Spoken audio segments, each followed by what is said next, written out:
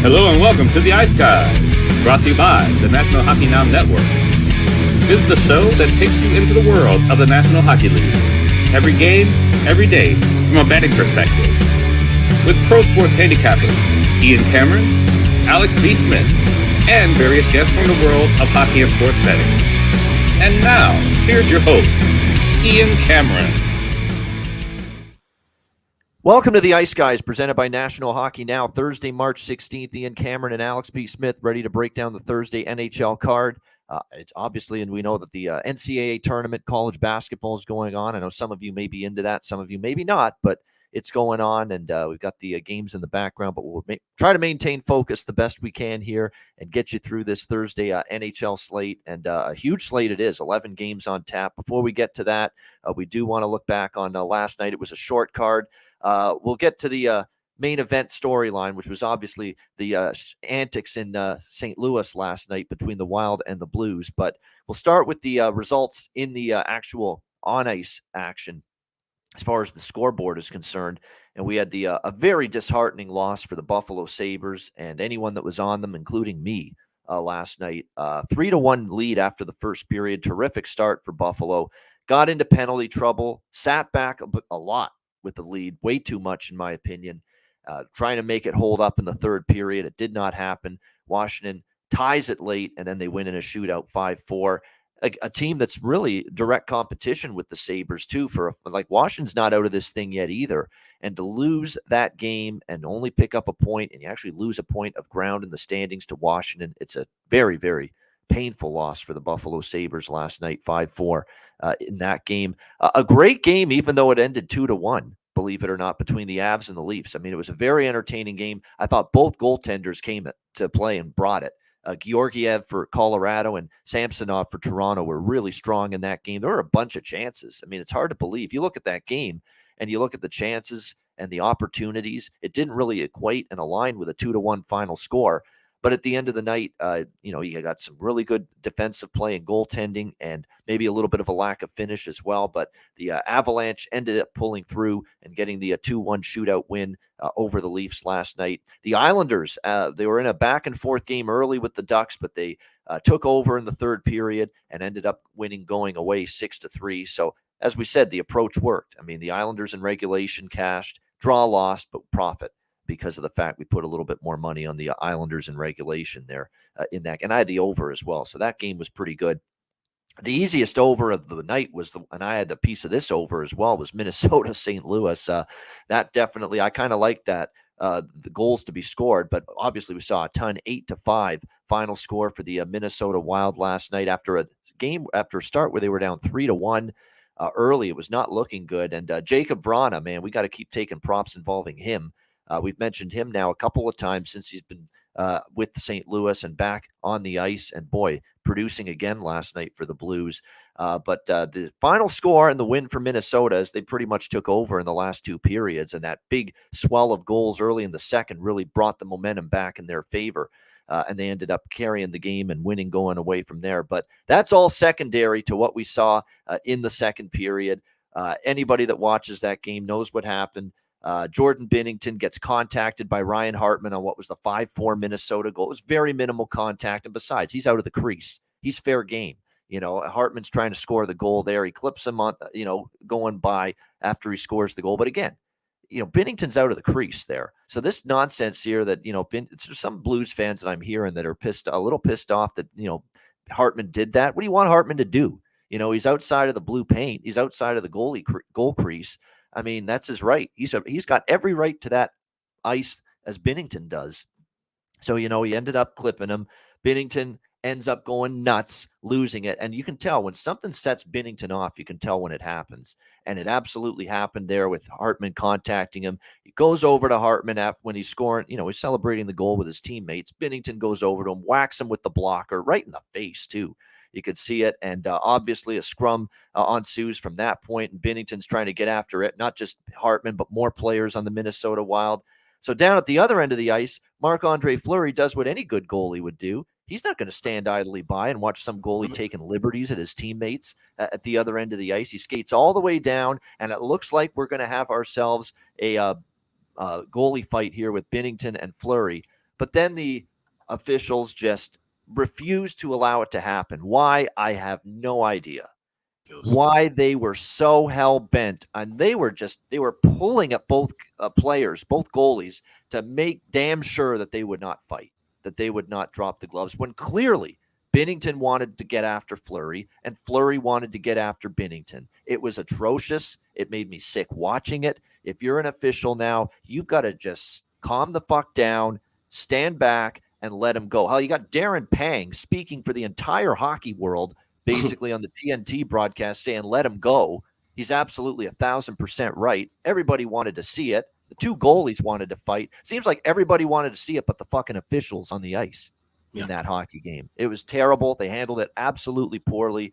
And we were robbed of what I thought was going to be one hell of a fight too, because I think they were going to throw. They were going to throw down. There was some evil intent there with just how, nasty the feelings had gotten, how intense it had gotten. I know Fleury was not happy. And then when you hear what Fleury said after the game, that he was hearing stories about that Binnington was hitting some wild players in the nuts and the balls. Yeah. No wonder he's even angrier. No wonder he's even more amped up to maybe get his hands on Jordan Binnington. And of course, Binnington's ready to fight anytime, anywhere, we think, because he's tried to pull this shit before. And we were just, we basically got robbed of what should have been a fight that should have been allowed to take place between Marc-Andre Fleury and Jordan Binnington last night. And if you're an official, I don't know what to tell you. I mean, this is a league where, we're crying out for, I think, in a situation like that, for a goalie fight to happen. Clearly, people wanted to see it happen, and the two participants wanted it. And the fact that they would just refuse, like they were just pulling at every body part of both guys to make damn sure that fight would not happen. And it's an unfortunate shame that it turned out that way, Alex. The reason that happened, and I can't completely confirm this, but I just really believe there's some idiot in a suit to blame for this. And I truly believe, because think about all the goalie incidents we've seen this year in the NHL, and we have yet to see one fight between two goaltenders. I really believe that there's somebody, whether it's that pinheaded idiot Bettman or someone else, that probably said, you know what, we don't want to have the optics of a goalie fight, even though it would be something that would go viral on TikTok and YouTube and everything else that would actually make fucking, sports segments on, local news around the country. But, oh, heaven forbid you got that kind of publicity, right? Because, for them, they think bad news is bad news. It's not. No, any news is good news, and people want to see fights. You talk about the element of trying to get rid of dirty play. Jordan Binnington is a fucking pigeon. He is just a piece of shit. He's been picking on players for a while, and he needs to take some of his own medicine. And in the 90s, this wouldn't have withstood. It's the whole thread now on Twitter of all of us just naming goalies that would have beat the dog shit out of Jordan Binnington in that situation. And Marc-Andre Fleury, his reputation's not really of a tough guy. Yes, he was angry and went down there, but any other goalie who really wanted to throw some hands would have just gone down there, wouldn't have even got stopped by the referee or the linesman, would have just went straight after Binnington started beating him. So, there's a little bit of that too. We talked about this. That whole game played out exactly the way it should have for a Central Division rivalry game between a team trying to make the playoffs and a team that's playing themselves out. They've had a history back and forth. You saw the chippiness and nastiness. Was it 5 power play goals scored between both teams? That's the kind of intensity and action we want to see as hockey fans. And that's going to lead to animosity, and that animosity is going to lead to fights. We want to see all of that shit. As true NHL fans, even the casual fans, they would want to see that. If you want to try and bring more eyes and more attention to this league, you let shit like that happen. And not just for the fans, but for the game and the teams itself. Like I said, Binnington's a guy who's needed his mouth shut for a while now, and Marc-Andre Fleury had the chance to do it, and unfortunately, the linesman stepped in and ruined it.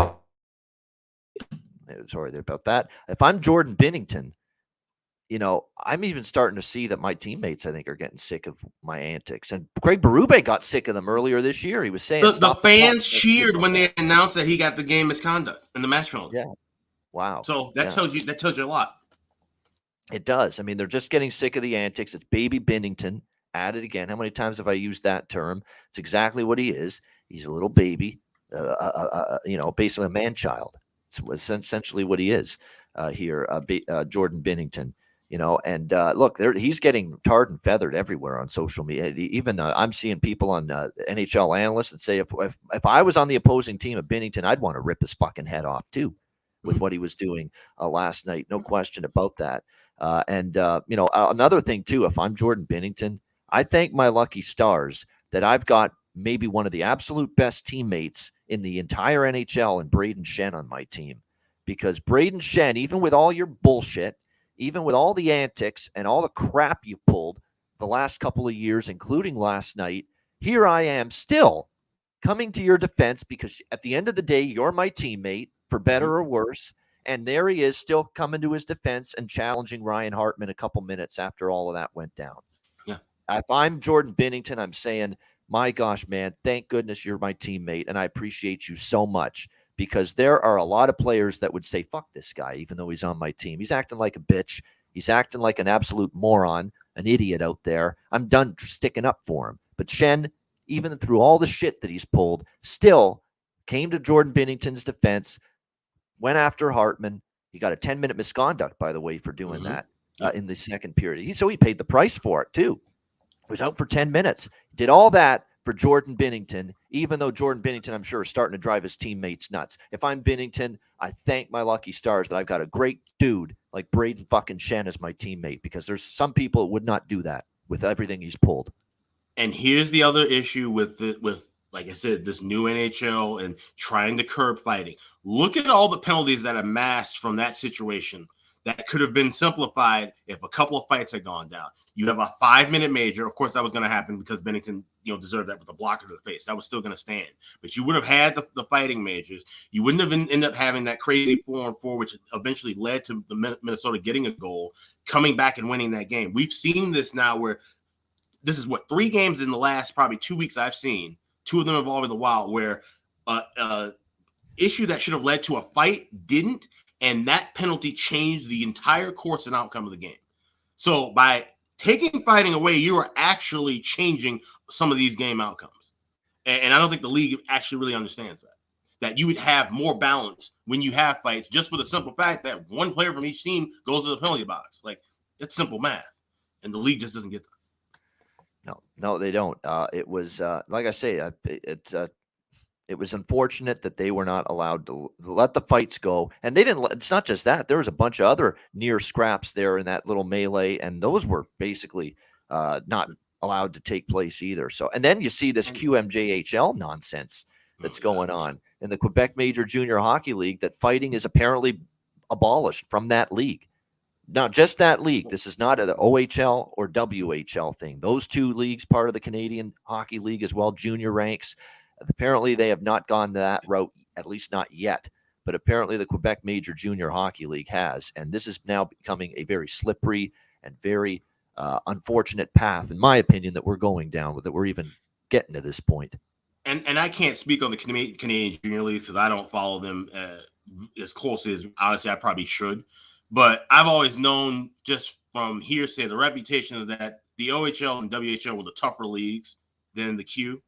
Am I right about that? So there's some truth to that. WHL in particular, there's been some. I know that's the league where all the enforcers in the 80s and 90s came out of. So so I just knew that. So my thing is, maybe it won't affect that league so much, but just the fact that you have a league saying we're getting rid of fighting in North America is not a good sign. And I'll say one more thing too. And you mentioned about with his teammates, the Blues are out of this race, right? If Binnington pulls some shit like this again, and say the last 5-10 games, and you got your teammates, guys who are looking to get ready for the summer, want to spend time with their family, they're not trying to have their jaw broken. You got guys who are going to be UFAs. That might be the time you see somebody all of them say, "Fuck it, go ahead and defend yourself. Go fight whoever you want." And that may be the time, and then that's when Binnington might end up not fighting a goalie. He might end up fighting somebody's top tough guy and really getting smoked. So that's something to keep an eye on too. It is because to me, if you don't have fighting in the game, you lose the ability to police the game and police the incidents on the ice. Losing that already. Yeah, we're losing that already. Yeah, and you're already seeing it, fall apart, crumble in that regard. Being able to take care of things, and deal with situations where there's a dirty hit and and someone respond. And a dirty hit, I mean, not these fights after a clean hit. I'm talking about a real dirty hit, a real nasty one, a real deliberate attempt to injure. That kind of shit. That's what I'm talking about. The crazy thing is, okay, you don't have a system that's strong enough to police on the ice because you're not letting the players do it. And then you put it in the hands of player safety. What does player safety do? They literally basically spin a fucking wheel and say, oh, are you going to get 8 games? Or are you going to get 2? Are you going to get $5,000? Or are you going to get $500? Pick a random number out of a hat. That's the number of games your suspension is. That's what it feels like. Yeah, it's basically fucking Price is Right to figure out what the suspension is going to be. So nothing gets solved. And what happens? How many guys have we talked about in this league that have multiple suspensions? Okay, we talk about Tom Wilson. We talk about Marchand back in the old days. They kept doing the same shit and kept getting away with it because all they had to do was write a check and they're not broke. So what are you stopping? Nothing. Yeah, it's like I say, this is unfortunate, and I'm worried that this is going to be a domino. I hope not. I hope that this is just a QMJHL. I hope this is a rogue action by the Quebec Major Junior Hockey League. This is a rogue operation that they've just this is going to be a one-off, and it's not going to trickle down to the other junior leagues. It's not going to trickle down to any of the pro leagues, minors, NHL. I'm hoping that's the case, but man, the stomach inside is churning, thinking that's not going to be the case. And if you follow that league, watch how many cheap shots and dirty hits you see. Watch it increase as early as this time next season. Yeah, exactly. Because no one's going to be held responsible. No one's going to have to defend themselves for, trying to take out the star player of the opposing team. And that's a real tricky proposition to consider, that we might be seeing this in the pro ranks and specifically the NHL, that it could actually filter its way to the NHL at some point. But it's very upsetting. As you can tell, I'm upset by it. I'm upset by what the Quebec Major Junior Hockey League's doing. I'm upset with how they handled that thing last night with the Wild and the Blues. All right. Hopefully we handle things well with the Thursday card and with our bets. So let's turn our attention to that. We'll begin with Tampa Bay, New Jersey, a second straight meeting between these two teams in the very same building as well in New Jersey. We've got the Devils minus 130, home favorites, 6.5 the total in this game. Well, for better or worse, I'm going to come right back to the New Jersey Devils here at minus 130. Obviously, I took them on Tuesday night during the betcast, and after a good first period, it was Tampa Bay taking over from that point and ended up getting the 4-1 victory in that game against the Devils. I'd expect the Devils to play better tonight. Tampa Bay, it was probably their best game in several. Make no mistake about it, the way they played. It was a good effort from them. Their big gun stepped up, made an impact. We don't have goalie confirmations yet. We obviously saw Vasilevsky, Vanacek be the matchup Tuesday night when these teams played in New Jersey. The question is going to be, will we get that same goalie matchup tonight? It looks like Vasilevsky will be the goalie for Tampa. We just don't know at the moment who will suit up in goal for the Devils. Vanacek, or will they go to the young Akira Schmid, is going to end up being the question, because he'd be the guy here tonight for the Devils if it's not going to be Vanacek again, who didn't have his best game, in my opinion, Tuesday night. A couple of those goals, short side goals, those are always the kind you'd like to see your goalie stop, and it wasn't the case the other night. Expect the Devils to be better. I think what I might do is a little split in the first period full game here, first period puck line, to get a plus price on that, just to see maybe Devils have a good start and Tampa off the win, Devils off the loss. You get the team off the loss coming out with some fire in their belly, looking to make an impact. So I'm going to split it up with Devils first period puck line -0.5 at a plus price, and the full game money line in this one. Totals wise, we obviously got an under in the first game. I lean over, but I'm going to look for a 5.5, kind of like what I did with the betcast Tuesday night, although that fell short agonizingly because it got to 4-1 and Tampa's protecting the lead, and New Jersey could never get that goal put in a position to pull the goalie. So I'm going to look for a live over at 5.5, but I will split it up. Devils first period puck line, full game money line. Props brief, quick hitter. One more time on Mercer, and if it doesn't connect again, then we're out. All right, so this will be 3 in a row. Alex Killorn for Tampa. He's the undervalued commodity right now. He's the red-hot commodity as well right now for Tampa Bay. If you're going to look at anyone from a player prop standpoint for the Lightning, he's in his best form offensively all season at the moment. Make no mistake about it. He's been heating up here the last few games. And keep in mind, he's not had a great offensive season, but certainly the last few games he's sprung to life for this Tampa Bay squad.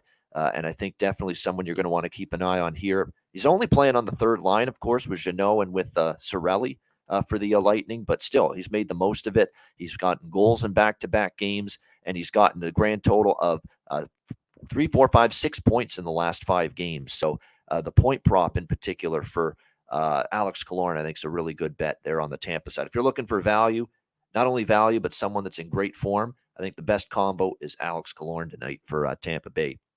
What do you think here, Alex? Tampa Bay, New Jersey, the I sequel. wonder if Alex Cologne watches the show, because ever since I called him out, it seems like he's kind of woken up a little bit. So, like I said, definitely a guy to look at in the prop section. But I'm kind of doing the same as you. Basically, I like the first period puck line. I already bet that at plus 150. More than likely will be on the Devils full game, but I want to get goalie confirmation. I feel a bit more comfortable playing that full game if it's Vanacek in net. Schmid's been good, but I just, with this Tampa Bay team kind of trying to get that offense going a little bit more, I just feel a little bit safer just backing Vanacek with a full game right now. But I definitely like either goaltender right now on that first period puck line. So that'll be my only play for the moment. I might adjust either before the game or look for some live spots as well. All right, there we go. Liking the Devils early, and then maybe look for some live options after that. Stamkos is someone asking, is Stamkos out? Now I didn't hear anything, but he was listed as day to day. He didn't play Tuesday, obviously, against the Devils. He suffered it Saturday, didn't play Tuesday against New Jersey, but he's a game time decision last I checked for tonight. Yeah, hasn't been determined if he's in yet. So stay tuned is the and best advice I have. With him, I would probably say, yeah, you have to keep checking day by day, but I would lean more to the side of he's probably going to be out, just on the sense of, his history. They don't really want to risk anything having him playing through even nagging injury now, and then risk losing him for the postseason. So. Yeah, no, exactly. So be cautious, right? These aren't the games that matter. The games that matter are next month. Basically 1 month away, exactly 1 month away. April 17 is the start of the playoffs. So 1 month tomorrow, we'll be talking Stanley Cup playoffs. Quick question related to that from a player prop standpoint. Do you just not even look at guys who are maybe top tier, middle tier guys? Like you would look at a Stamkos at the beginning of the year, correct? Because he's a top scorer. Would you just not even look at him now because of the fact that he may or may not play, or they might limit his minutes? Just, there's not much value on a top six forward anyway with like to score a goal or get a point. So would that just be somebody you just cross off the list? Yeah, definitely. I mean, it would be someone. There's better options, and there's a 11-game card tonight. We'll be betting on a lot of props. The last thing I'm going to do is bet Steven Stamkos when you don't get value with his props half the time, when he's banged up, and he might even have a restriction on the number of minutes he has if he does play. So you're right about that. So that's something because I was thinking about that too with like the last 5-10 games of the season. There's probably going to be a lot of top six guys that even if you combine a parlay, you may just not want to look at them at all. Right. Yeah, exactly. Be very careful with the top guys. Minutes limit, get more of the third, fourth line in there. You're going to get some guys teams that have clinched everything in the last few games of the regular season, they will sit players. It happened a lot last year. You remember that. This became more of an issue last year than ever before. You were seeing top six forwards, maybe top pair D-men getting sat down with nothing at stake in the final regular season games. So watch out for those situations in a few weeks because, they're going to pop up again. It's not full-on load. Load management is all fucking season in the NBA. You can't compare it to that. It's all season they do that shit. But in the NHL last year, teams were doing this quite a bit late in the season with everything locked up. So Boston's a prime example of this moving forward. And what's their lineup going to be in the last 5 games or so? I feel like the load management will be more of minutes and shift limits than it will be games. I think you'll still have guys because a lot of guys do have like game bonuses. So you got guys that do want to dress 82 games or at least 75 games because that'll hit a bonus in their contract. But then they may not, instead of 18 minutes, they've only got 12 or 10. So that, like I said, affects everything in the prop department. Yeah, it definitely does. No question. So interesting to see how this one plays out. Lightning and Devils. All right, Montreal, Florida. We've got Florida minus 340 home favorites, 6.5 the total here in this one. The Montreal Canadiens off a big win against Pittsburgh the other night, and very impressive it was getting the job done there against the Penguins. They jumped on them. Well, actually, Pittsburgh got the early lead, and then Montreal roared back and with 3 goals after that to take the lead. Back and forth affair, and eventually Montreal gets the 6-4 win over Pittsburgh on a back-to-back as well, off a game where they got just ambushed by Colorado 8-4. So very impressive response from the Canadians in that game. We'll see who's in net tonight. It was Montembeault who was very good in that game against Pittsburgh, but Jake Allen projected at the moment to be in net, and he was rough against Colorado. Sergei Bobrovsky will be in net tonight, confirmed for the Florida Panthers. Florida, of course, and looks like they've got everybody healthy for the most part except Hornquist, who remains out. And we know all the injuries that we've talked about ad nauseum for Montreal, but here they are night in and night out still competing, decent effort. Guryanov's the guy for Montreal, really heating up. It's been a breath of fresh air since joining the Canadiens in that deal with the Dallas Stars. How about 3 goals and 4 points in the last 4 games for this guy? Very, very impressive. No question about that for the Montreal Canadiens. 3 goals and 4 points for him in the last 4 games, 3-game consecutive goal streak. So if you're going to look at anyone on the Montreal side, you got to look at Denis Guryanov right now for sure. On the Florida side, it's basically the same cast of characters that I think are undervalued. And if you actually look at this one, Verhaeghe's starting to heat up again after a little bit of a cold spell. 4 points in the last 4 games. You get some kind of props involving him, goal or point. I could see that. A lot of good options here, because the one thing you're probably going to get here in this game, and we've seen it with Montreal, they give up a lot of shots. You maybe want to target Panthers shots on goal here in this game tonight. No question. I think there's definitely that possibility that, we're going to see a lot of their best players be able to hit their shots on goal prop here in this game tonight. So that is something worth noting and keeping in mind. What else have we got here in terms of props? Yes, the lineup pretty much for Paul Maurice. It's been pretty consistent here. Most games, you got E2, Kuhlman, Luostarinen still with Barkov on the top line, which means he's always worth a look, whether it's not so shots on goal, yes, but especially the point prop. Still undervalued there in that department is E2, Kuhlman, Luostarinen for sure. So that's a good prop to look at for the Panthers in this game. His goal prop, his point prop, no question. I like the over here. I do. I mean, you're seeing this Montreal team now. They're starting to trend that way. The defense is definitely suspect. 5 of their last 6 games have gone over. Florida's starting to wake up offensively. 2 straight games have gone over. Both of them, by the way, going to overtime. Chicago and Winnipeg. Both of those games going over the total. It's been a high-scoring series history. 6 straight overs between the Canadiens and Panthers head-to-head. So I definitely am on this over 6.5 here between the Canadiens and the Panthers. I'm tempted to do that little bit on Montreal and a little bit on the draw as well. I mean, do we trust Florida to win easily right now? We just saw them go to overtime 2 straight. Montreal still putting up a feisty effort. 2 of their last 5 games have gone beyond regulation. 3 of Florida's last 8 games have gone beyond regulation, including 2 straight. So I'm just going to do a little tiny Montreal money line draw split in this game as well. Something that has become accustomed. I'm now when it's a big dog, Alex, I'm doing the money line, underdog, and the draw split. I'm not missing out like I did with that Chicago-Boston game. That was a bad call on my part to just go with the draw. When it's a dog that size, do a little split there. Make sure you get a little on that money line underdog as well with the draw. That's what I'm going to do here. It's just no trust in Florida winning easily, even as minus 340 favorites right now. What do you think here, Alex, with this one, Habs, Panthers? Yeah, if you're a pattern better or a trend better, I think that's a good way to roll with. Even if you're just betting just maybe even a quarter unit, but just splitting it amongst those two and just kind of keeping track. And you're talking about big plus prices on either end. So it's a good look to have. And even when doing that with smaller or bigger favorites, moving them to a smaller price in regulation, like we did with the Islanders, this is a good theory to have in this last month of the season. You'll be able to chip away and find some good picks just doing that alone. But with this matchup, this is going to be a live game for me. I like the over 6.5, but we're seeing it bump up to $1.25, $1.30 everywhere. This might close at 7. So I want no part of 6.5 at this price. I can probably get 6.5 at plus money once the game starts if we're talking about a 7. So wait for anything. If you like it over, wait in game. If you like an under, I'd say wait for those 7s and just lay the juice with an under 7 as opposed to the plus money at 6.5, because I'm thinking this is going to move and close at 7.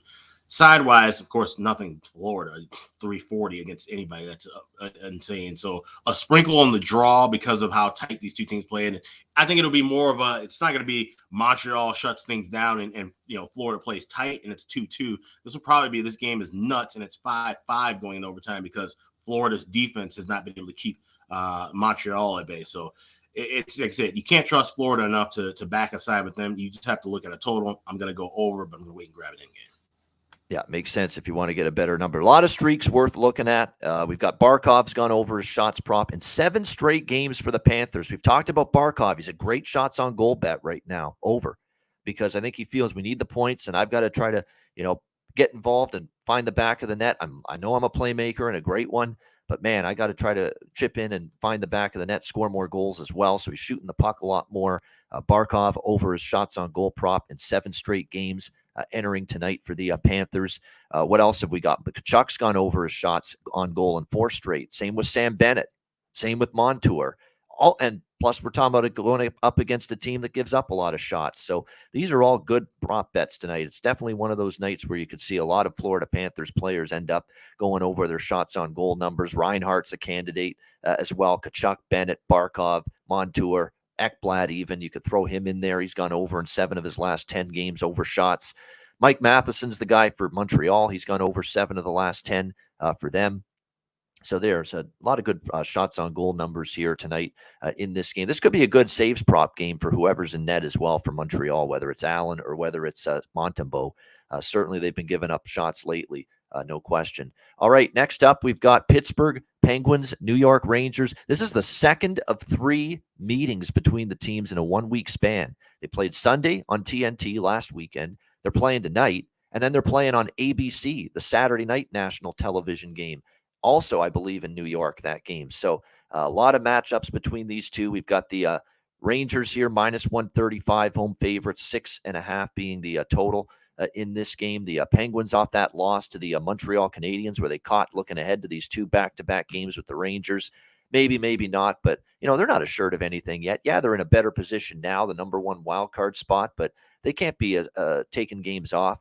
No question about that. They've got to still look for ways to win these games, even against below average competition. And they did not get the job done, obviously, against Montreal. We'll see if they can bounce back. Rangers had a 5-3 win against Washington, but the Rangers fell short to the Penguins 3-2 in overtime on Sunday in that game in Pittsburgh. This is one where I probably would look at a Ranger split with the draw potentially in this game, because I do like the Rangers. Off the loss Sunday, I think the Rangers bounce back here and win this game, -135 the price here. And sprinkle on the draw, because we have seen competitive games with these two teams. You go back, obviously, to the 2 meetings this year. They were both 1-goal games, 3-2 Pittsburgh in December, and, of course, 3-2 Pittsburgh last weekend in overtime. So very, very real potential for the draw here as well.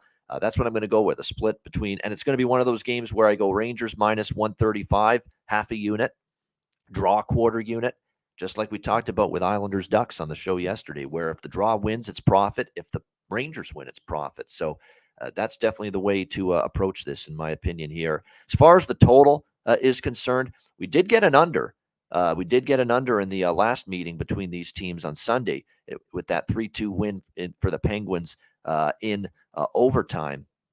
But I'm not really looking to bet the Rangers unders right now with just the firepower they've got. This could be one where I lean over, but I'm going to wait to see if maybe start slow, get something better in game. What do you think here, Alex? Penguins and Rangers, the second of 3 meetings this week. Yeah, the animosity is going to build for sure, especially if they end up somehow possibly meeting again in the postseason. It'll be just as good as hopefully what we saw last year. That was a great series last year. But this one, I like the draw. I think this is going to just be one of those classic kind of playoff atmosphere type of games. We're going to see goals back and forth. We're going to see a lot of penalties. We're going to see a lot of hitting and checking and just good physicality. It should be a fun game to watch, but I think it's going to go past 60. So I got +345 on the draw. Liking the draw here in this one. And as far as the props go for this game, there's definitely, again, another game with some options. I'm going back to the well with Jason Zucker, who finally, held off the score sheet in the last game against Montreal.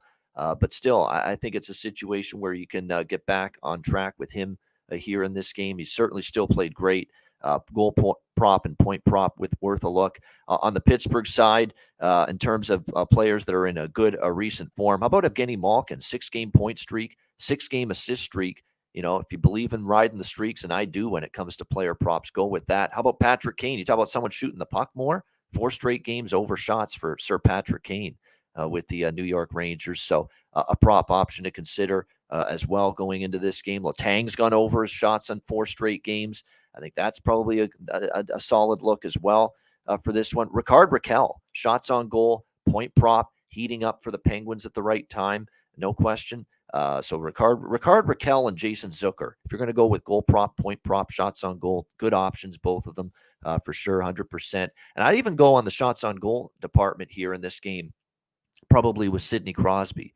I don't mind that at all too, because the one thing we're seeing out of Sid, in these big-time games, he hasn't been necessarily playmaker nearly as much. The Rangers, by the way, he had 8 shots on goal.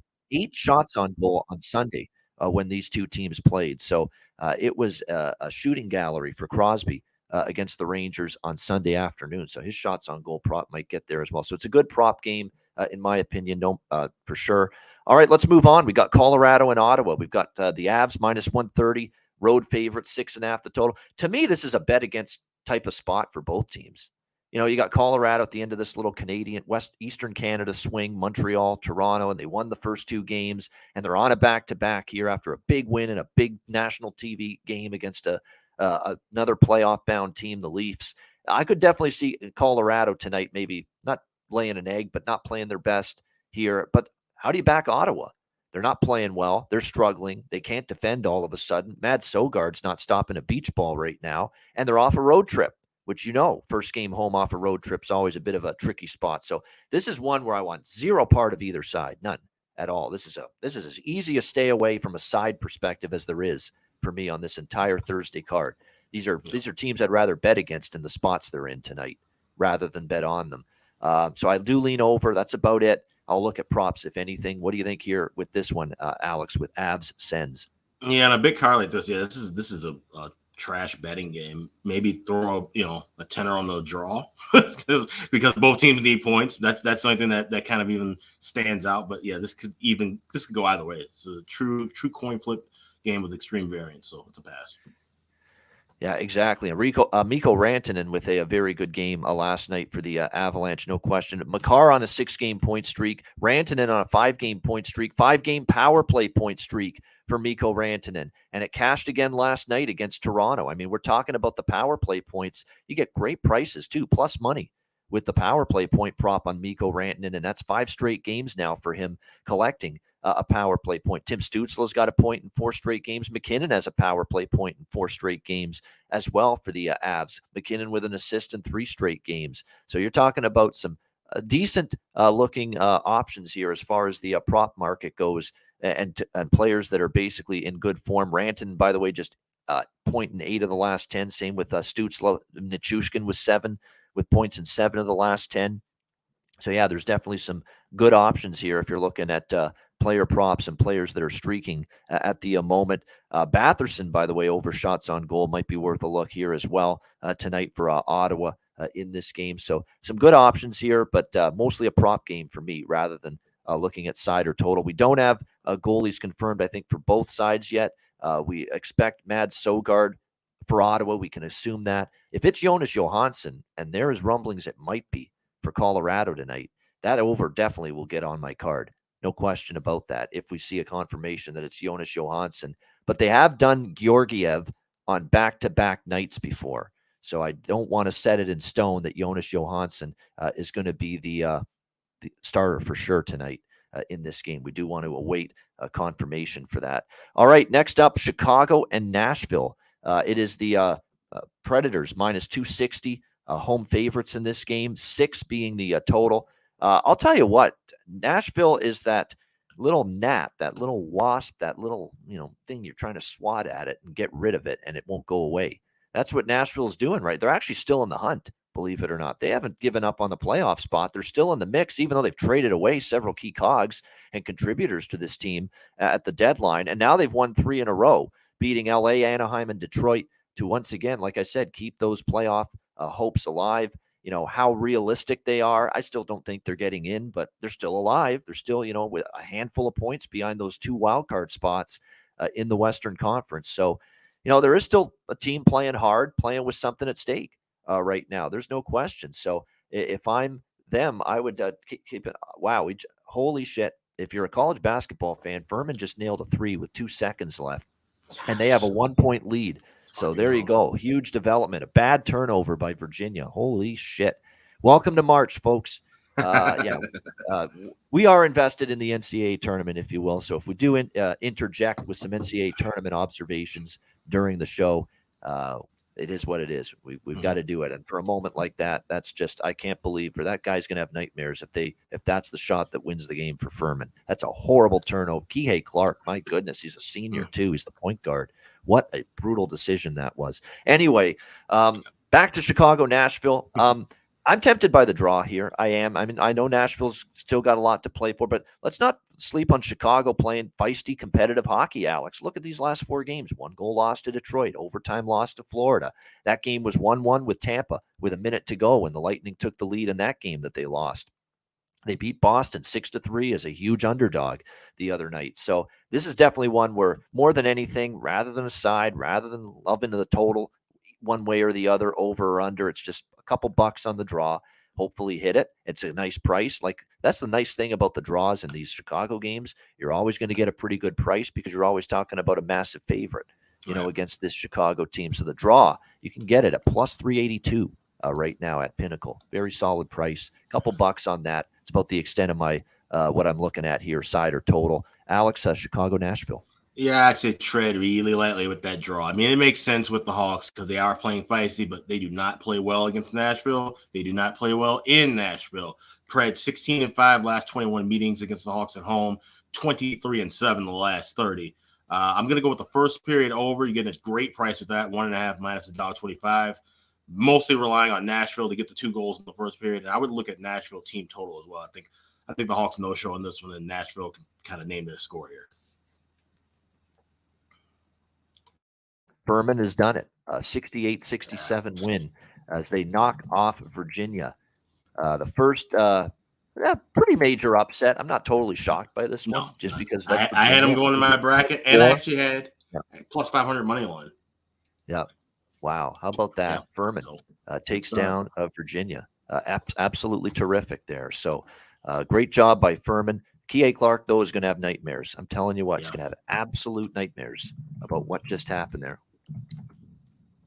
Also, I'll just throw it in. College of Charleston's another spot. I think we might have 2 upsets. Those 2 teams would play each other in the next round.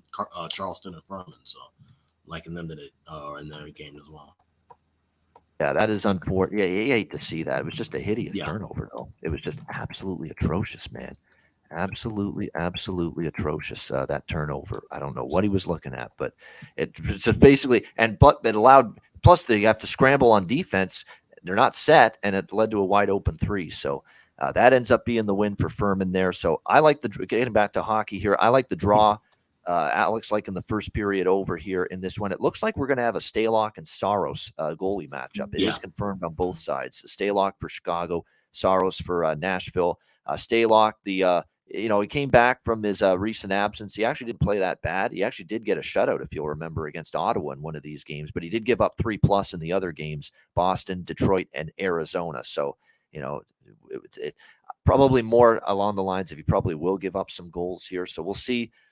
This over, I'm definitely going to get it. If I find a 5.5 with the over, I'll be jumping in on that live at the 5.5.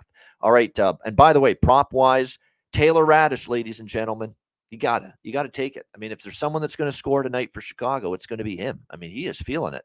He is heating up at I wouldn't say the right time, because I don't know if this is the right time for anybody to heat up offensively for Chicago, because I don't know if winning games is something they should be doing, but they have been doing it. But Taylor Radish has been playing great for the Blackhawks. Absolutely. He's been heating up. He has points in 3 straight games. He has, I believe, goals in 3 straight games as well for the No, he just has points, but no, he's been very good for Chicago. Get on the goal prop, get on the point prop for Taylor Radish for Chicago. Thomas Novak is the guy for Nashville. I mean, 3 games with a point in a row, 3 games with a goal in a row for the Predators. So if you really want to isolate it down to one player on both teams that's just really feeling it offensively right now, it's Taylor Radish for Chicago. It's Thomas Novak for Nashville. I think definitely props for those 2 players are worth a look in this one tonight. All right, here's a fascinating one to talk about. Boston and Winnipeg. Bruins minus 165, road favorites, 6 the total. The only hang-up I have, and believe me, this is Jets or pass, as I've mentioned. I'm not looking to back Boston right now. They've hit their first full-on malaise of the season. This is where the dog days have hit the Bruins finally, where the reality sinks in that, hold on now. I know we've had this great season. We've busted our tail to have this historic season, but it's a grind now. A lot of games. They've played high-level hockey. It's probably worn them down a bit, and they realize, hey, nobody's catching us. We're going to win the division. We're going to win the number 1 overall seed in the East. We're going to win the President's Trophy. And it's hard to pump yourself up to play your best hockey night in, night out, in these situations. So I don't want Boston, but the issue with the Jets is off the road trip, and it was a road trip with 3 very intense hockey games. Florida, overtime, 1-goal win against Tampa, back and forth with Carolina the other night, 3 really good teams, and you're back home. And I know for a fact Winnipeg has had some utter disasters first home game off road trips this year. I remember that Buffalo game. They had nothing in the tank. There was another game of Philadelphia at home. They came home and they were awful in that game against the Flyers off a road trip. So that's the problem. I want to take Winnipeg. I don't have any qualms going against Boston laying these kind of prices at the moment, but this is not a pro Jet spot by any stretch of the imagination either. So probably a game I'm off and just wait to see how it unfolds early during the first period, and maybe we'll go in with something live from that point on. The one thing I will bet pregame is our guy Nino Niederreiter. You just got to keep going with it. If it ain't broke, don't fix it. Nino has been magnificent here for the Winnipeg Jets. It goes without saying.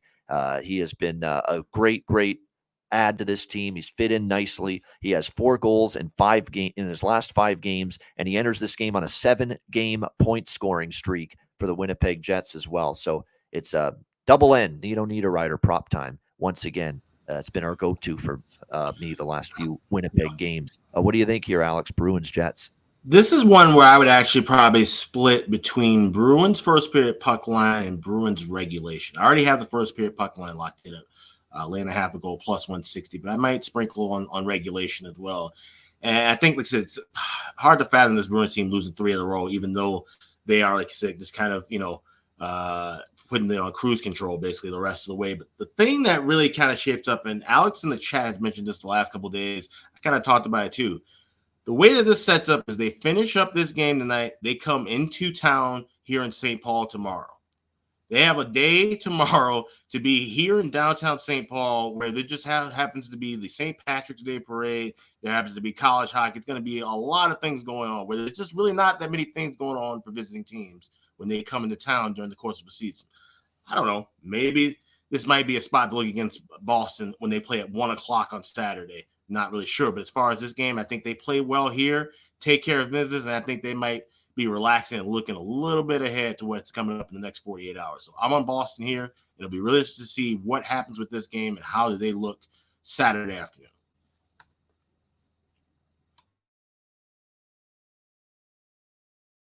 Sorry, we're muted. Definitely, it's going to be interesting to see how it unfolds moving forward.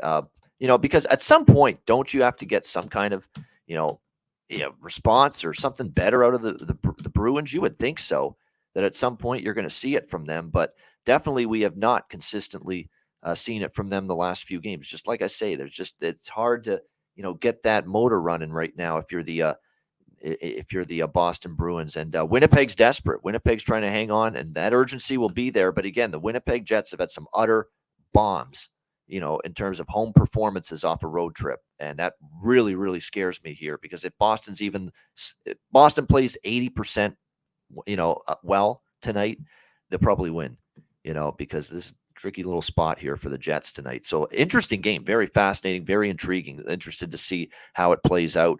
All right, that is the first half of the Thursday card. Thanks to everyone for joining us. 145 live viewers on YouTube. Hit the like button. We appreciate it very much. And shout out to our podcast listeners as well, joining us as always on the Ice Guys show. We'll be back with the second half of this massive Thursday NHL card right after we hear from Gramco. Support for the Ice Guys is brought to you by Gramco. Whether you or your team's game is on the field, screen, racetrack, court, or the ice, Gramco is for the game. Grown by farmers who spent years developing premium hemp genetics, Gramco provides customers with consistent quality Delta 8 THC products ready for any occasion. Gramco currently offers numerous Delta 8 products, including vape cartridges, disposable vapes, pre-rolls, gummies, wake and bake coffee, and more. Gramco offers an enjoyable, legal high delivered discreetly and directly to you. Gramco is also available at many American retailers as well. You can get the best Delta 8 cannabis products on the market shipped quickly and discreetly from Gramco. And if you visit www.thegramco.com. Use promo code Ice Guys. You will get 20% off of every order, and any order that's on the site over $50 will be shipped free with standard shipping. So live elevated with Gramco and check out their wonderful Delta 8 products today.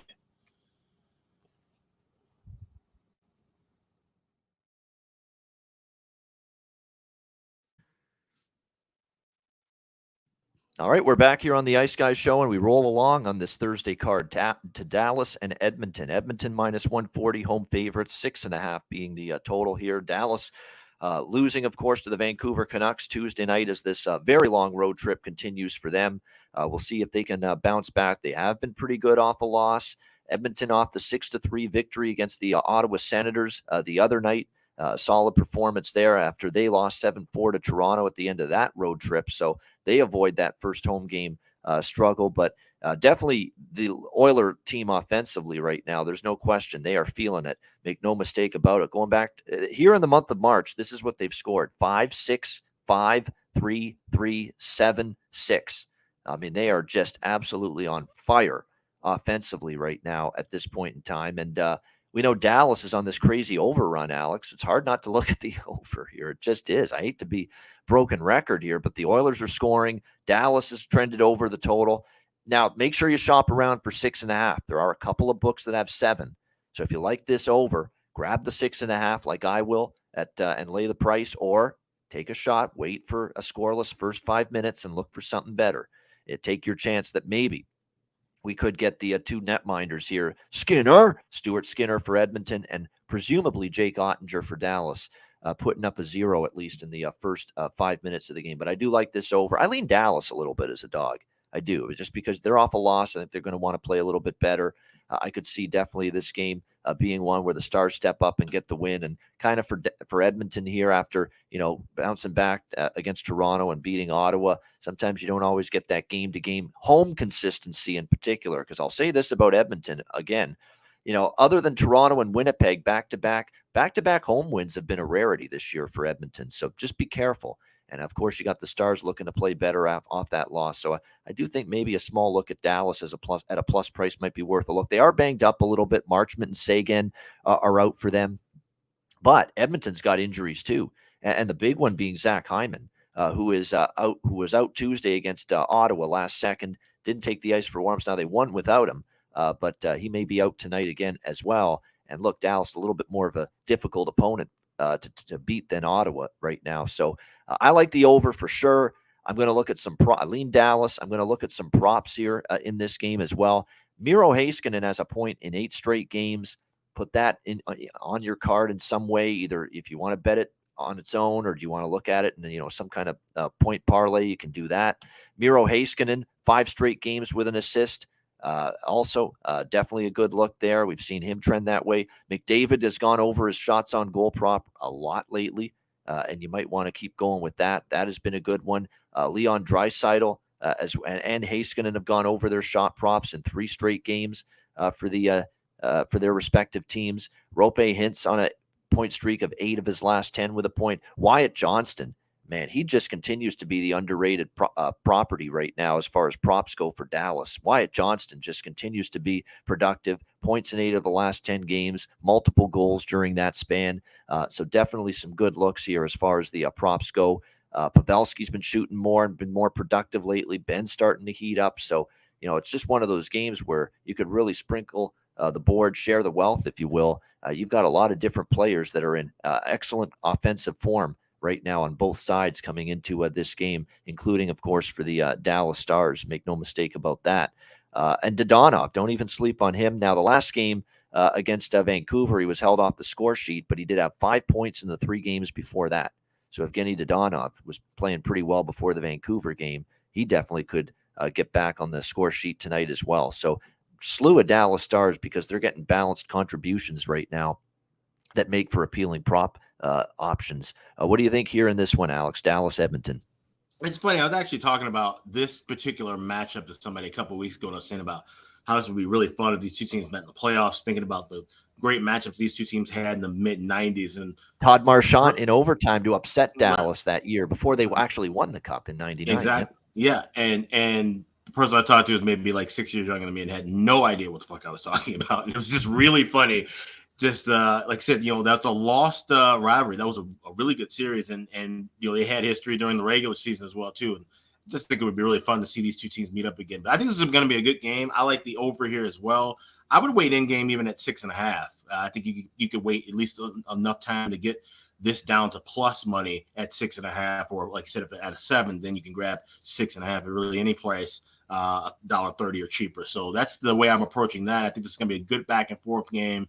And like I said, we're not fully confirmed, right, that it's Ottinger, because it could be Wedgwood, which that would kind of steer me a little bit away from Dallas' side. If it's Ottinger, I'm always way more comfortable betting Dallas with Ottinger in that than I am with Wedgwood. But I think I'm just going to stay with looking for an in-game total at a plus price of 6.5.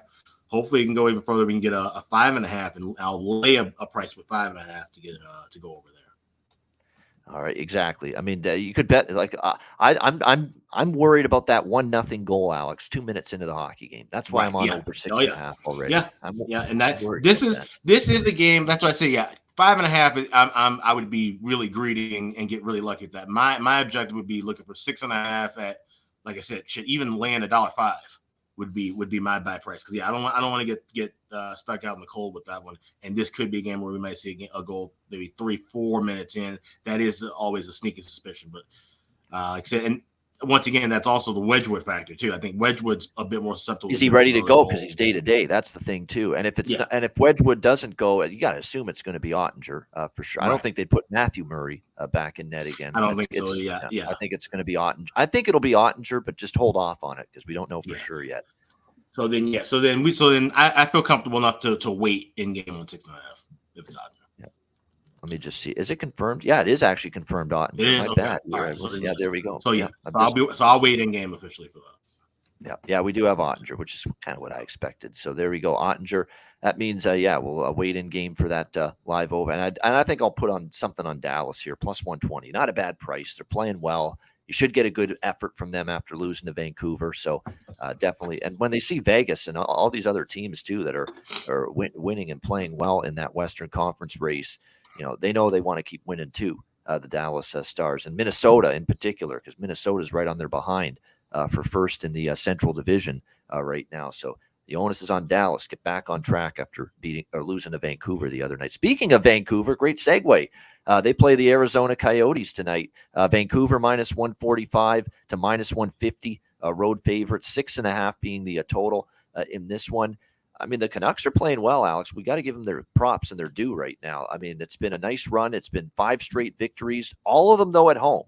Okay, so can they take this act with them on the road now? But 5 straight wins. They sweep the homestand. Actually, 5-1 on the homestand. They lost the first game against Minnesota. But after that, beating Toronto, Nashville, Anaheim, Ottawa, Dallas. I think that's what's impressive about the 5-game win streak.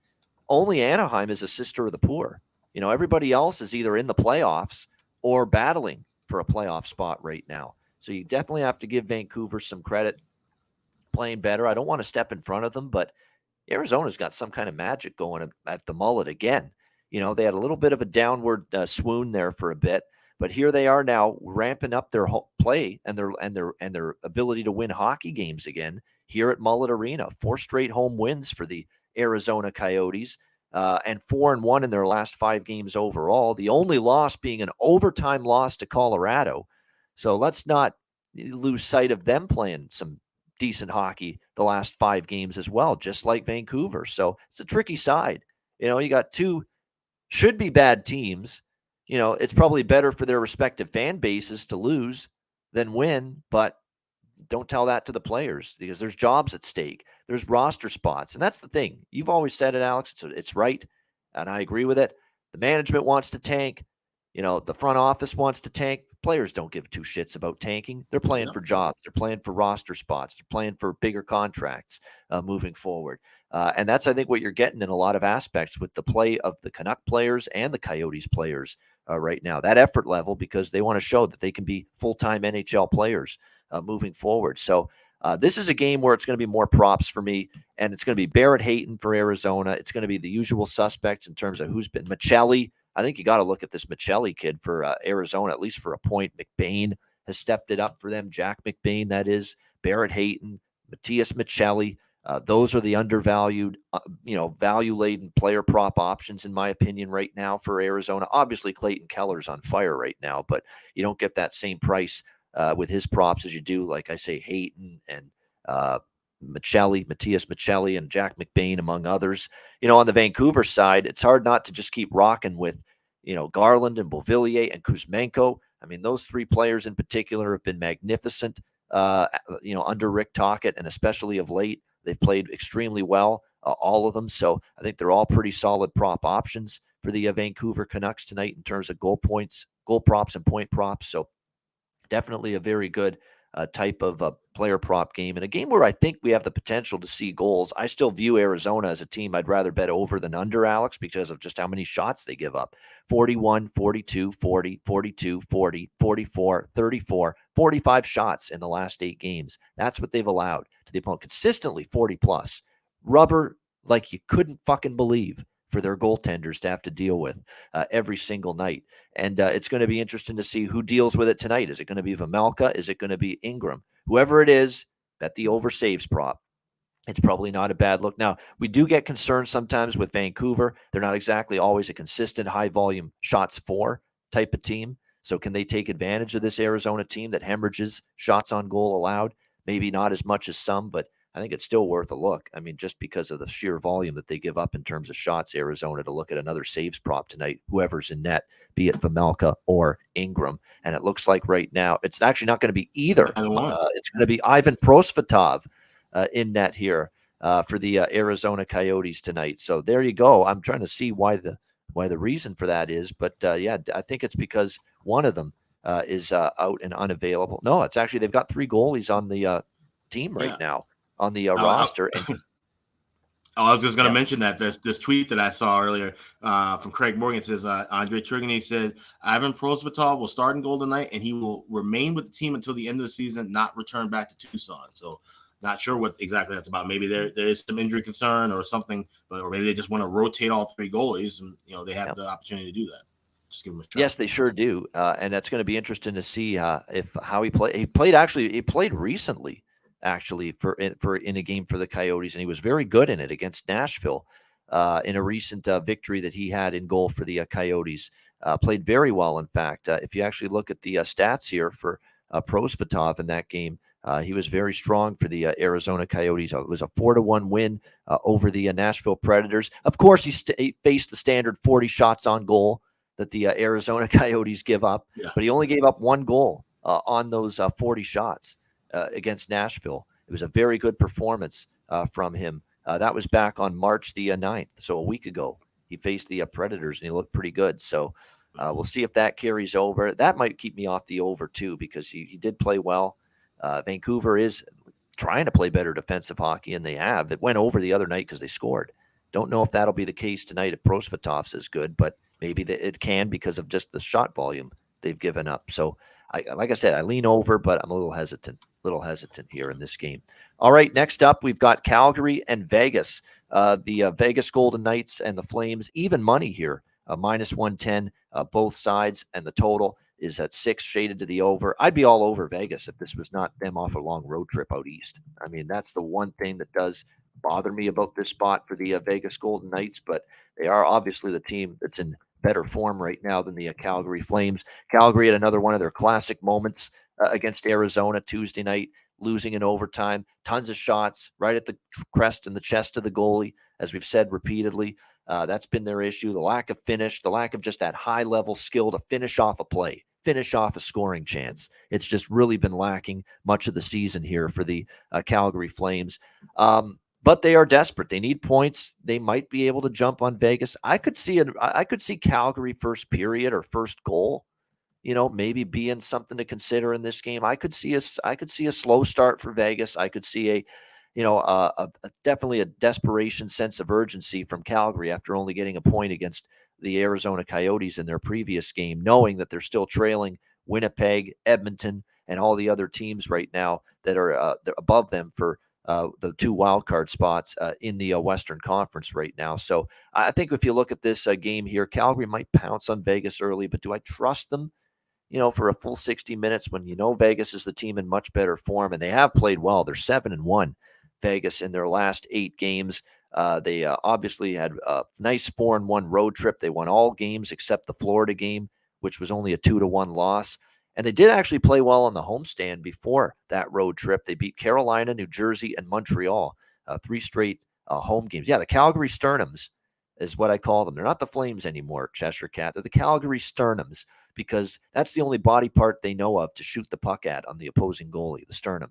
That's why they're the Calgary Sternums right now. Right, and like I said on the betcast the other night. So Calgary Sternums, maybe early in the game, first period, they get the first goal. I could see a Flames first period money line look being a tangible, solid angle to work with, but I don't know if I could back them full game. And I know I don't really love Vegas in this spot off the road trip, so I might, like I say, look at a Calgary first period for something small, but other than that, probably a pass. Alex, what do you think here? Calgary, Vegas. I like. Well, first off, I do like the draw in Arizona and Vancouver. But secondly, I like this first period over. I want to grab it live. I could lay a 140, but I think we could wait and grab $1.10, $1.15 in this. And like you said, Calgary could press a little early, but I'm also going to be looking at quick over saves. I'm seeing 29.5 at most shops, around $1.08 to $1.10.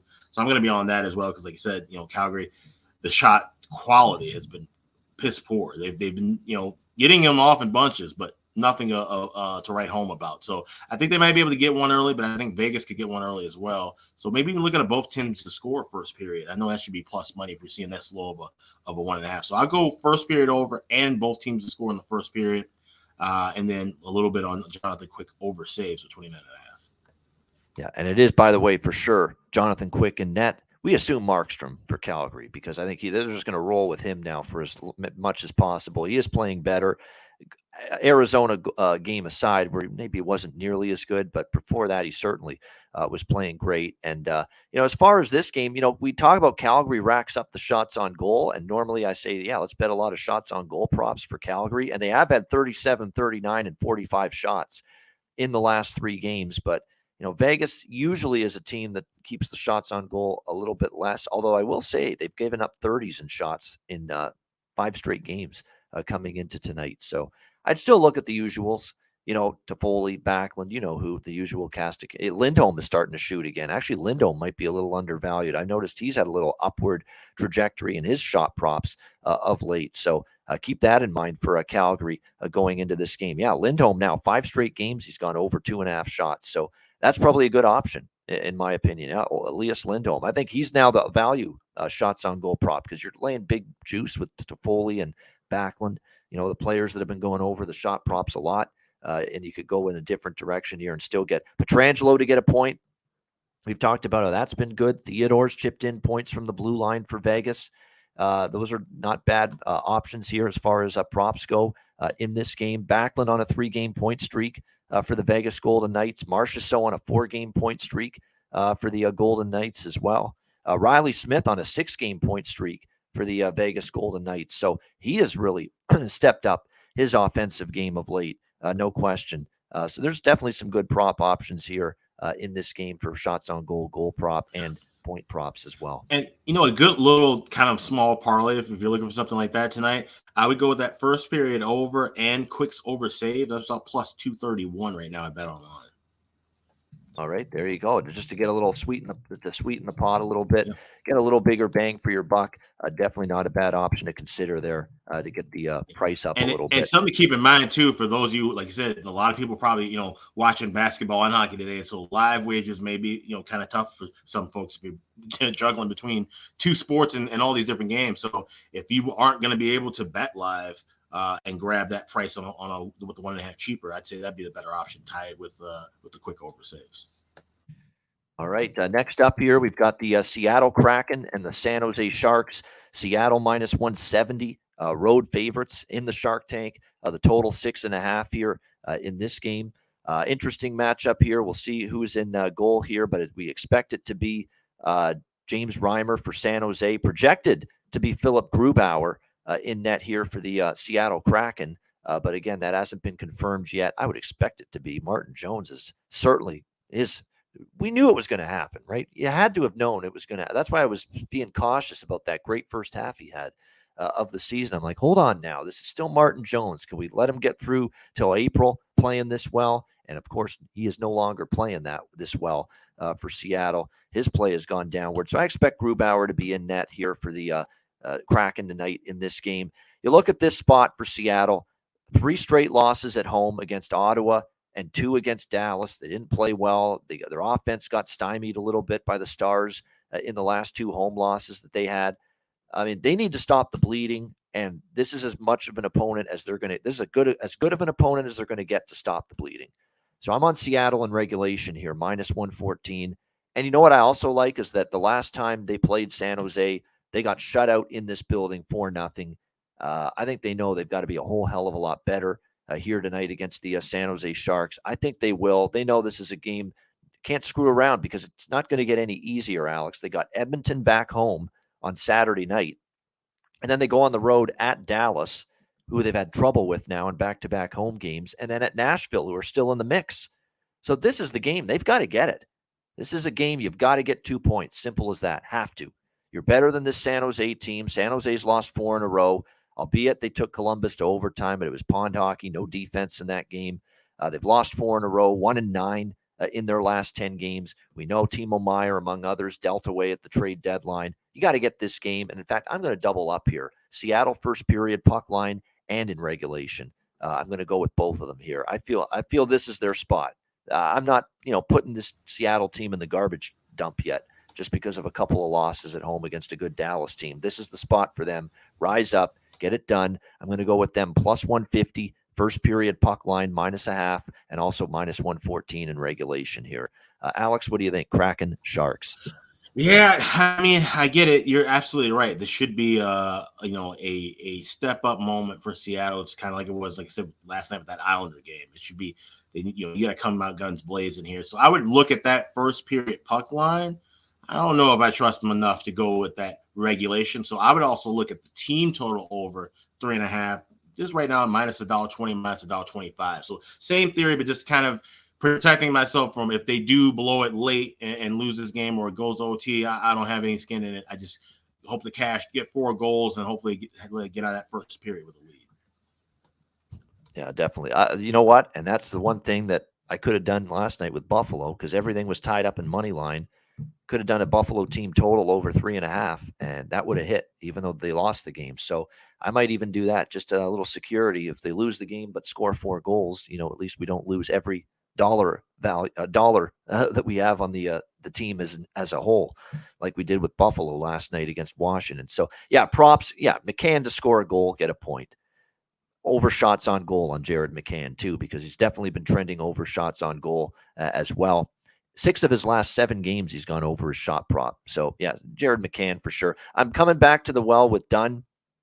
Vince Dunn is just remarkable right now for the Seattle Kraken. 10 straight with a point for him. 10 straight games for Vince Dunn with a point. This is the new Dawson Mercer now that his streak has been snapped. It's Vince Dunn now, and it's -150. So you're starting to see the price increase a little bit, but still going to lay it, even though it's -150. 10-game point streak for Vince Dunn for the Seattle Kraken coming into this game tonight. Got to ride it at this point, especially when I've been on it for a bunch of games in a row now coming into this game. Eli Tolvanen actually has gone over his shots on goal prop in 6 straight. Tomas Hertl with a point in 3 straight. If you're going to look at someone for San Jose, it's him and Barabanov. They're the 2 guys that are really the only 2 guys that consistently are contributing up front for the Sharks right now. Hertl and Barabanov. Although Erik Karlsson, I should point out, he comes into this game having gone over a shot prop in 3 straight games. He's shooting the puck more. I think it's because of the absence of Meier and some forward firepower. They say he probably figures, hey, I got to shoot it more, get more offense from the back end. So he's gone over his shot prop, Erik Karlsson, in 3 straight games, over 2.5. So I'd look in that direction possibly as well. Barabanov and Hertl props if you're going to bet anyone on San Jose. William Eklund, I've mentioned him. He hasn't exactly gotten it rolling fully yet offensively until the last game against Columbus, where he did finally get on the score sheet, not only on the score sheet, but scored a goal for the San Jose Sharks. So definitely, Eklund to me is someone to keep an eye on, not only tonight, but moving forward here for the San Jose Sharks. And like I said, Seattle's definitely got some good options. I kind of feel too tonight that Wenberg steps up and makes an impact too for the Seattle Kraken. He's been kind of quiet lately, but I think I could see him getting on track here tonight against this obviously San Jose team, which should allow Seattle chances to get back on track offensively. All right, final game of this massive Thursday card: Columbus Blue Jackets, Los Angeles Kings. LA minus 290 home favorite, 6.5 the total in this game.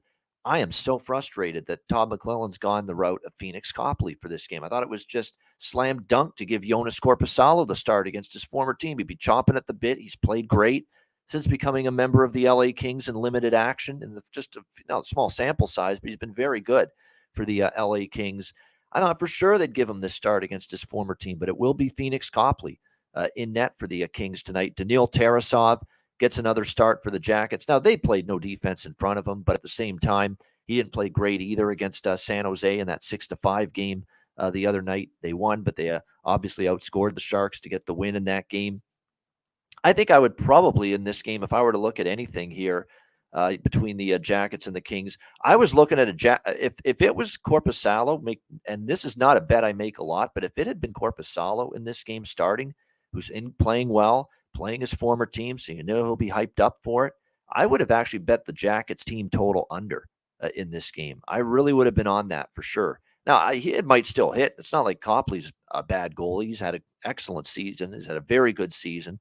He's a big reason why the Kings are where they are in the standings. But I thought situationally, the prospects of Jonas Korpisalo facing his former team was going to deliver one hell of a great performance for him in net against his former team, and we're not going to get a chance to see that now. But nevertheless, I think LA should win this hockey game. One thing we have seen from LA is their offense got back on track after that 2-1 lackluster showing against Nashville, and they beat the Islanders 5-2. They have Vancouver on Saturday night, so it's not like it's a look-ahead spot of any kind for the LA Kings going into this game tonight. So I'm probably going to look at an over team total on the LA Kings. Now, it is 4.5 at some books, so you're going to definitely have to shop around for this. You could do the BetMGM option, 4 at a better price where it's close to even money. You could go that route, but that's probably the way I would attack it as far as a pregame side or total. And then props for this game, Lion A is certainly the guy I would look at for Columbus if there is someone that you're going to bet on from their standpoint for player props tonight. He is on a 6-game point streak for the Columbus Blue Jackets. Victor Arvidsson, if you want shots on goal streaks, he's gone over his shots on goal 7 straight games for the Kings. So Victor Arvidsson over shots on goal worth a look. Danault's gone over his shots on goal prop in 5 straight games. Lion A in 4 straight games. Velarde has a point in 3 straight games. Kent Johnson might be someone you look at too for the Jackets. 3 straight games with a point for him. For Velarde, I would go not just with the point prop, the goal prop too. We've talked about Gabe Velarde here the last couple of games. He's starting to look like October and November Gabe Velarde all over again. Red hot offensively. So those are the props I would target. Trevor Moore, Trevor Moore is someone that kind of forgotten. Obviously someone that missed some time for a bit this season due to injury. He's been back, though, 3 games, and he's got a goal and 2 points in those 3 games. So I don't hate that look at all, Cheshire Cat. Trevor Moore for the LA Kings maybe in some kind of prop for this game as well, goal or point prop. All right, what do you think here in this one, Alex? Final game on the card, Jackets, Kings. Yeah, like I said, I was bummed out that Korpisalo get the start too. We were thinking the exact same thing. I was probably looking for Kings first period puck line, even laying the price, and also, like I said, Blue Jackets under saves. Like Todd McClellan knows his team, I get it, but I'm just very surprised. A peculiar decision. Yeah. So with this now, I'm probably going to wait and just make this a live betting game, honestly. Just maybe hope for Columbus to try to get a goal early and try to get Kings, live at a cheaper price on the money line or even regulation at a cheaper price, and hope for, back and forth battle. Kings should win this game.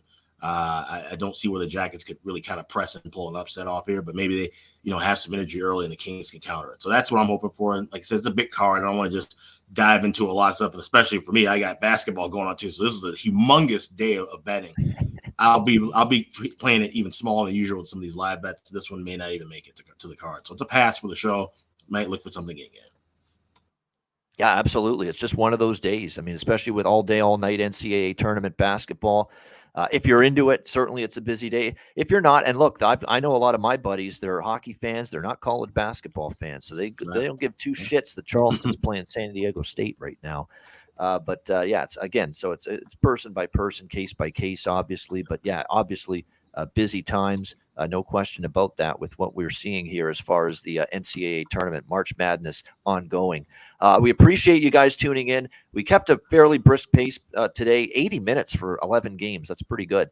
In terms of the pace we've run here for this Thursday show. Hit the like button on the way out. We appreciate it very much. We will be, and by the way, patreon.com/Ice Guys, just $10 a month. Goalie charts, totals charts, power ratings, daily Ice Guys show betting card, bonus content, and more. Check it out. Sign up and subscribe. Just $10 a month. That's the way you help support the show. Patreon.com/Ice Guys, just $10 a month. Also, if you hit a big March Madness underdog on the money line, take some of that money and shop at the Ice Guys store, iceguys.myspreadshop.com. We've got hats, we got T-shirts, we've got cool hoodies. Grab all of that right now, iceguys.myspreadshop.com. Absolutely. All right, great stuff. That is the Thursday slate. We will be back, as always, to wrap things up with best bets right after we hear from Manscaped. Support for the Ice Guys is brought to you by Manscaped, who is the best in men's below-the-waist grooming. Their products are precision-engineered tools for your family jewels. Manscaped's Performance Package, the ultimate men's hygiene bundle. Join over 7 million men worldwide who trust Manscaped with this exclusive offer for you, 20% off and free worldwide shipping with the promo code ICEGUYS. That's promo code ICEGUYS at manscaped.com. If my math is correct, it's about 14 million balls that you can preserve. The Performance Package 4.0 is the complete accessory package to take care of everything that is required. You've got, of course, the Lawnmower 4.0. Takes care of your facial hair and among other things. You've got, of course, the Weed Whacker. I'm approaching 40. Nose hair has become a major issue. It pisses the hell out of me. I need to take care of that shit, and the Weed Whacker can help you do that. Both of these products, waterproof and a 4000K LED spotlight for a more precise shave. And you'll also be able to take care of those delicate areas with the ball toner, with the ball deodorant, keep you smelling good, looking good, and feeling good down in the nether regions. This complete Performance Package 4.0 will take care of everything for you, for all you guys out there, and it's courtesy of our good friends at manscaped.com. So get 20% off and free shipping with the promo code ICEGUYS at manscaped.com. That's 20% off with free shipping at manscaped.com. And use promo code ICEGUYS. Unlock your confidence and always use the right tools for the job with Manscaped.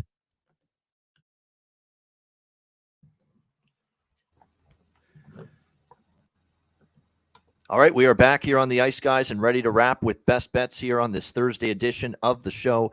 Alex, we'll start with you. What do you like for best bet? There's a lot of good things to choose from tonight, and I'm looking at the board, and I think I'm going to go with, Chicago, Nashville, first period over, minus $1.25, over 1.5. This is going to be mostly backing Nashville to just blow out Chicago. The Hawks never play well in the Music City. They just don't play well against this team. And Nashville's still fighting for their playoff lives. I think they're going to take it to the Hawks early. So we'll go with Trashville and Chicago, first period over, 1.5, minus $1.25. So my best bet for Thursday. All right, there we go. Chicago, Nashville, first period over, 1.5 for Alex B. Smith and his best bet for this Thursday card. I'm going to give you two best bets. One best bet, and look, I almost used them for best bet Tuesday night, but I went with Winnipeg, Carolina over instead. It was the right decision. They didn't get it done. Now they're playing that same team tonight that they played Tuesday night. I think this is the right time to jump back on them as a best bet. New Jersey Devils, minus 130 against Tampa Bay. That'll be one best bet. The other best bet, and I'm going to do a split. So if you're going to, use this as the best bet, we're going to go with both ends of this here for the second best bet. Seattle Kraken, first period puck line, plus 150, and also that Seattle in regulation, minus 114 against San Jose. This has got to be the spot here, all right? No screwing around. You're on a little losing streak here, but this is a team you got to beat. This is a team you should beat. You're better than San Jose. San Jose has won one hockey game in the last 10 games. Seattle's got to right the ship tonight, and I think they do that. Seattle first period puck line, Seattle in regulation split. That's one best bet against San Jose. And the other one, New Jersey -130 against Tampa Bay. There you go. Two best bets here for this Thursday NHL card. That'll wrap it up for this edition of the Ice Guys. Thanks to everyone in the chat for joining us. Hit the like button on the way out. We appreciate it very much. A reminder, the Ice Guys is live 7 days a week, Monday to Friday, 2 p.m. Eastern, Saturday and Sunday, noon Eastern. If you can't watch the show live, download the Ice Guys podcast in audio form on all major podcast platforms: Google Podcasts, Apple Podcasts, Spotify, Stitcher, iHeartRadio, Amazon Music, and more. Download the Ice Guys podcast when you can't watch the show live. For Alex B. Smith, I'm Ian Cameron. Have a great Thursday night. Enjoy the games and good luck. Hockey, college basketball, and everything else in between. And join us tomorrow on Friday for a St. Patrick's Day edition of the Ice Guys. We're going to have our drinks with us. Yep. Beer, shots, you name it. It's a free-for-all. It's going to be a bar scene edition, bar atmosphere edition of the Ice Guys. Fitting that it's our Friday spot with our Irish friend, Jimmy Murphy, who is going to be joining us. And I already told him, hey, it's fitting that your timing is we're going to be doing some drinks. I know even if he's busy, he's going to find time to make time for us for 2 minutes just to get some drinks with us on the show tomorrow. I guarantee you that. So it's going to be a lot of fun tomorrow. It's going to be a St. Patty's Day edition of the show. We're going to bring your booze, bring your drinks. We'll have them in hand as we break down the Friday NHL card tomorrow, 2 p.m. Eastern. Looking forward to a St. Patty's Friday edition of the show tomorrow. So join us for that on Friday and another edition of the Ice Guys on St. Patty's Day, lad, presented by National Hockey Now.